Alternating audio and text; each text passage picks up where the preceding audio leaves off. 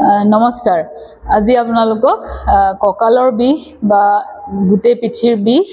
এইবোৰত যিবোৰ আসন ভাল এইবোৰ বিষ উপশমৰ কাৰণে যিবোৰ আসন ভাল আজি আপোনালোকক হেয়া কেইটামান দেখুৱাবলৈ ওলাইছো প্ৰথমতে আৰম্ভ কৰিম মাৰ্জাৰী আসনাৰ পৰা ক্যাট এণ্ড কাউ বুলিও কয় ইংৰাজীতে কুনাল আমাৰ টিচাৰ তেওঁ আপোনালোকক প্ৰদৰ্শন কৰিব প্ৰথমতে আঁঠু কাঢ়ি আঁঠু দুটাৰ মাজত অলপ গ্যাপ ৰাখি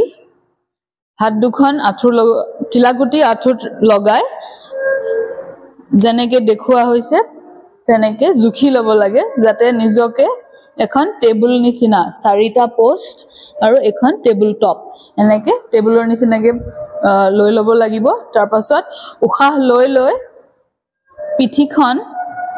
তলৰ ফালে যাব আৰু মূৰটো ওপৰলৈ আহিব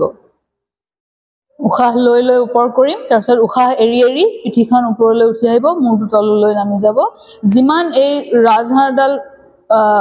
ফ্লেক্সিবল কৰিব পাৰে হিমান কৰিব যিমান উঠা নামা কৰিব পাৰে হিমান ষ্ট্ৰেচ কৰিব চেষ্টা কৰিব কঁকালটো পিছফাললৈ ওলাই আহিব ভিতৰটো সোমাই যাব উশাহ লওঁতে ডিঙিটো ওপৰলৈ উশাহ এৰুতে ডিঙিটো তললৈ যাব এনেকৈ 10 বাৰ মান কৰিব পাৰে যদি বেছি বিষ আছে 5 বাৰ কৰি সামৰিব পাৰে দ্বিতীয়টো আসন দেখুৱাবলৈ ওলাইছো হেতু হৈছে ব্ৰিজ পোজ নাইবা সেতু বান্ধাসন এনেকৈ শুই ল'ব তাৰ পাছত ভৰিকিখন চপাই দুইখন হাতেদি চুবলৈ যত্ন কৰিব যদি চুব নোৱাৰে একো নাই যিমানখিনিলৈ আহে তাৰ পাছত উশাহ লৈ লৈ মাছখিনি উঠাই দিব কঁকালটো উঠাই দিব আৰু ডিঙি থুতৰিটো চেষ্টত লাগিব এনেকৈ লক হৈ যাব চিন লক আৰু এনেকৈ এটা ব্ৰিজৰ নিচিনা এখন দলঙৰ নিচিনা নিজকে পজিশ্যনটো কৰাব আৰু ভৰিত ধৰিব নোৱাৰিলে হাতকিখন কঁকালটোৰ মাজত দুইখন হাত এনেকৈ লগাই ধৰি ৰাখিব পাৰে নাইবা কঁকালটো ঠেলি ৰাখিব পাৰে ওপৰমুৱা কৰি উশাহ নিশাহ নৰ্মেল চলি থাকিব মনৰ মাজতে 1ৰ পৰা 5লৈ বা 1ৰ পৰা 10লৈ সুবিধা অনুসৰি গন্তি কৰি ধৰি ৰাখিব আসনটো তাৰ পাছত লাহে লাহে এৰি দিব এটো হল সেতু বান্ধাসন কঁকালৰ বিষৰ বাবে আন এটা খুব ভাল বহুত উপশম দিয়া আসন হৈছে মৰ্কটাসনত আমি সাইড টু সাইড আঁঠুকিটা ইফাল সিফাল কৰিবলৈ যত্ন কৰিম যাতে আমাৰ কঁকালৰ পিছফালে হোৱা টান খোৱাটো অনুভৱ কৰিব পাৰো ষ্ট্ৰেচ হ'ব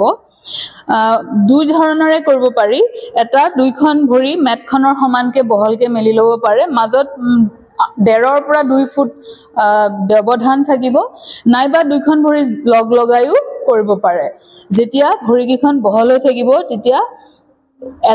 এফালৰ আঁঠুটো হেফালৰ গেৰুৱাটোত লগাবলৈ যত্ন কৰিব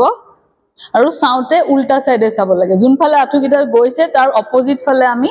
চাম মূৰটো ঘূৰাই দিম হাত দুখন এনেকৈ মেলা থাকিব আৰু অন্যটো সাইডে কৰিম তেনেকৈ আমি 5 বাৰ 10 বাৰ যিমান বাৰ সুবিধা মতে কৰিব পাৰো হোল্ড কৰি ৰাখিব পাৰো নাইবা কন্টিনিউ কৰিব পাৰো এটো হল মৰ্কটাসন কঁকালৰ বিষৰ বাবে আন এটা খুব ভাল উপশম দিয়া আসন আছে যোনটো ফিজিঅথেৰাপিটো কৰাই আসলতে এটো আসন হয় এক প্ৰকাৰৰ যোগাসন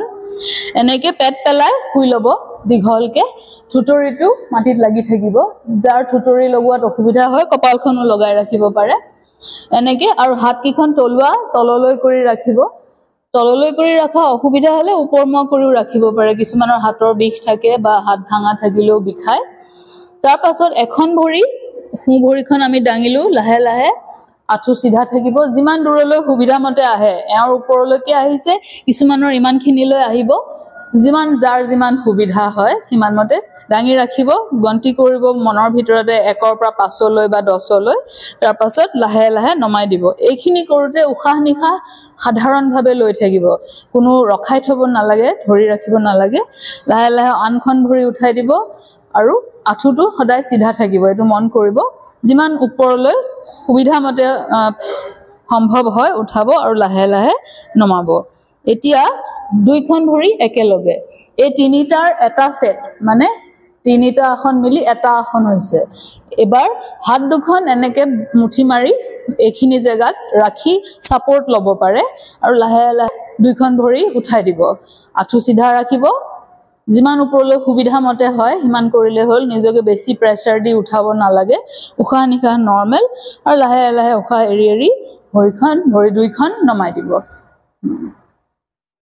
সাধাৰণতে এই যে আসনবোৰ দেখুৱালো সকলোৱে কৰিব পাৰে কিন্তু কিছুমান ক্ষেত্ৰত এবোৰ আসন কৰা মানা আছে যেনেকৈ ধৰক পেটৰ কিবা অপাৰেচন হৈ উঠিছে বা লোৱাৰ বডি ফ্ৰন্ট বডিৰ কোবাৰ অপাৰেচন হৈছে তেওঁলোকে এবোৰ আসন কৰা উচিত নহয় ডক্টৰৰ পৰামৰ্শ লৈহে আৰম্ভ কৰিব